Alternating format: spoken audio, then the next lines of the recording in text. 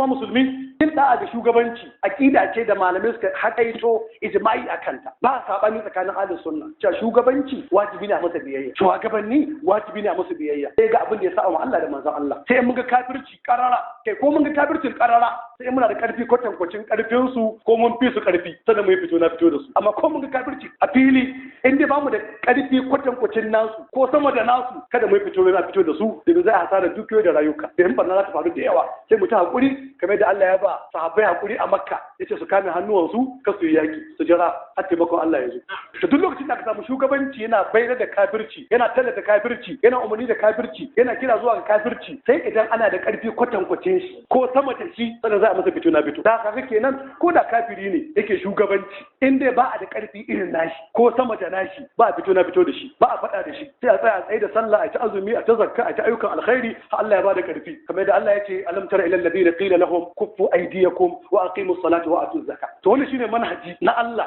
shine manhajin manzon Allah shine kuma magabata suka tafi akan shi ba a fito na fito da gwamnati ko da kafira ce ko da mai kira zuwa kafirci sai idan ana da karfi irin nata ko sama da nata domin fito na fito da ita in ba da karfi irin nata ko sama da nata sai ya fada barna da yawa ko Allah bai san barna haka malamai suka hakaito ijma'i cewa ijma'i ne a wajen ahlus sunna cewa ayi da'a ayi biyayya da shugabanci Abul Hasan al-Ash'ari wanda ya rasu a shekara 324 a cikin littafin sa Risalatun ila ahli sahar shafi na 168 da hakaito ijma'i haka Ibn Hajar a cikin Fatahul Bari juzi na 18 bugu na Darus Salafiyya shafi na 7 ya ce malamai ma'abuta fiqhu masana sun yi ijma'i akan da'a da biyayya da shugabanci